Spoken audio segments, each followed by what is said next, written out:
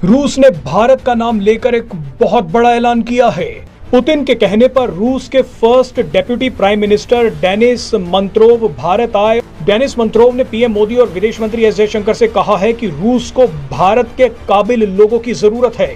रूस ने इजराइल का एक सफल मॉडल देखकर भारत के लोगों की मांग की है। और खबर कुछ इतनी बड़ी है कि क्या ही बताएं। खबर ये आ रही है कि रूस ने जी अपने डेप्यूटी प्राइम मिनिस्टर को भारत भेजा है, एक बहुत ही अहम संदेश, मतलब पैगाम देके। और वो पैगाम ये है कि रूस को चाहिए जी भारत के काबिल लोग। और वो मोदी साहब से रिक्वेस्ट कर रहे हैं, इंस्पिरेशन रूस की कौन बनी है जी? इजराइल, भारत का बेहतरीन दोस्त। क्योंकि आप देखें इंडियंस को, आप देखें, आप जब भी उनको देखेंगे they are doing business, economy.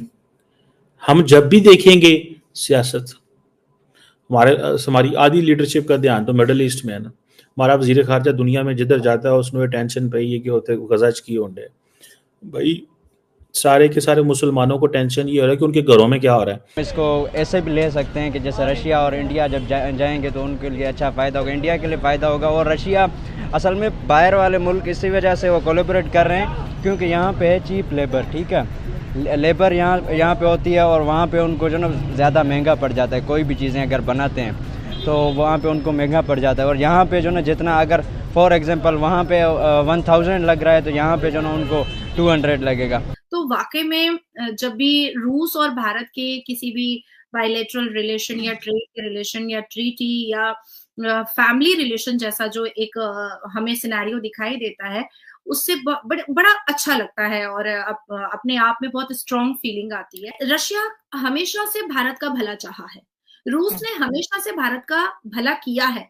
रूस ने ऐसे ऐसे मुसीबत वाले वक्त पर वर्कर इसराइल को भी चाहिए, रशिया को भी चाहिए। और साथ साथ एक और बड़ी फेवर रशिया ने जी इंडियंस लोगों को दी है कि आप हमें सिर्फ इंडियंस दे दो, हम इनको स्किल सिखा के फिर जॉब भी देंगे। यहाँ पर सवाल ये पैदा होता है कि देखिए इंडिया ऑलरेडी स्किलफुल और बड़े एजुकेटेड लोग दुनिया को दे रहा है, जो इंडिया को सर्व कर रहे हैं जी। इंडिया की रेमिटेंसेस दुनिया में वर्ल्ड रिकॉर्ड बना रही, इंडियंस ही कमा के भेज रहे हैं ना। मतलब इतना बाहर से कोई भी नेशन पैसा कमा के अपने मुल्क नहीं भेज रही जितने इंडियंस भेज रहे हैं।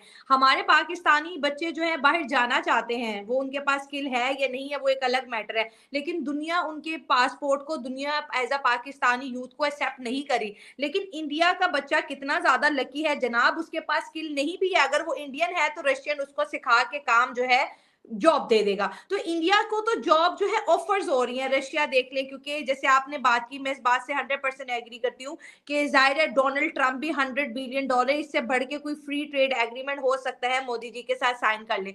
और जयशंकर साहब ने 2 कॉरिडोर्स की भी बात की कि भाई इंडिया को रशिया के साथ कॉरिडोर्स के साथ जो है ना अब आप कनेक्ट करें। तो इंडिया अपनी कनेक्टिविटी को भी बढ़ा रही। कितना बड़ा, मैं कहती हूँ कि जैसे एक आप ये सोच लें कि हमारे देखते देखते हमारा पड़ोसी मुल्क ट्रेड की दुनिया का बादशाह बनने जा रहा है। इतने जबरदस्त कॉरिडोर, मुझे समझ नहीं आती इंडिया इतने कम वक्त में ये सब कैसे कर लेता है। पुतिन के कहने पर रशिया के डेप्यूटी पीएम जो है बड़े हैंडसम थे, मैंने देखा न्यूज में। तो उन्होंने आकर के डॉक्टर एस जयशंकर से मुलाकात की, लेबर के ऊपर बात हुई है, फ्री ट्रेड के ऊपर बात हुई है और रशिया ने इंडियन करेंसी को भी एक्सेप्ट करने पर उन्होंने एक्सेप्ट कर लिया है। अब आप सोचो कि इंडियन करेंसी का रेट कितना बढ़ जाएगा, क्योंकि जब रशिया अपने स्पीच में ये बात कह रहा है कि हम इंडियन करेंसी एक्सेप्ट करेंगे, तो आप सोचो कि अब इसके बाद फिर डोनाल्ड ट्रंप भी कह देंगे कि हम इंडियन करेंसी एक्सेप्ट करेंगे, उसके बाद फिर अरब भी कह देगा कि हम इंडियन करेंसी एक्सेप्ट करेंगे। तो अब आप सोचो कि आने वाले 2025 के फरवरी मार्च तक में इंडियन करेंसी का रेट कितना आगे बढ़ सकता है और स्टॉक पर कितना मतलब हाई जा सकता है।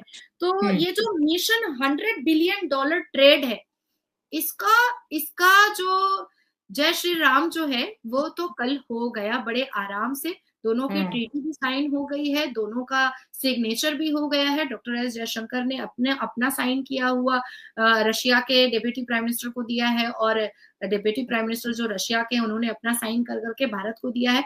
तो विकसित भारत का क्योंकि हमारा एम रहा है, हमारा फोकस रहा है 2047 तक, तो रशिया भी चाहता है कि विकसित भारत में का जो फोकस और एम है हमारा, उसमें $100 बिलियन का जो एक मिशन लिया गया है, वो हमारे विकसित भारत को 2047 में अचीव करने में बहुत ही अहम भूमिका निभाएगा। साथ साथ डॉक्टर एस जयशंकर तो ऐसे ही जेम्स बॉन्ड है, उन्होंने भी अपनी बात रख दी है भाई।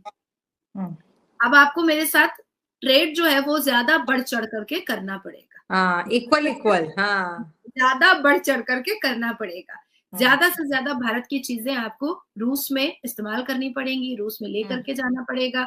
और हमारे डिफेंस के जो लोग हैं वो भी आपस में बहुत खूबसूरत रिलेशन रखेंगे, ताकि कोई तीसरा अगर हमारे आपके ऊपर या हमारे ऊपर अगर कोई आक्रमण करना चाहेगा तो हम दोनों देश एक बन करके, एक मिल करके उसको हराने की कोशिश करेंगे। तो this just a very quintessential treaty relation which we have seen yesterday.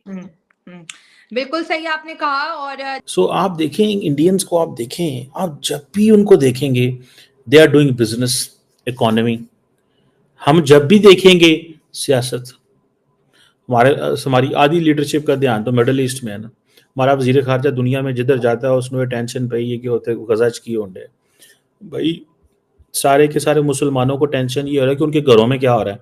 हमारे वज़ीर ख़ारजा को टेंशन है गज़ा में क्या हो रहा है। उसकी वजह ये है, the more they speak for Gaza at abroad, the more they can get a media attention in Pakistan के देखो हमारी लीडरशिप दुनिया में गज़ा की बात कर रही है।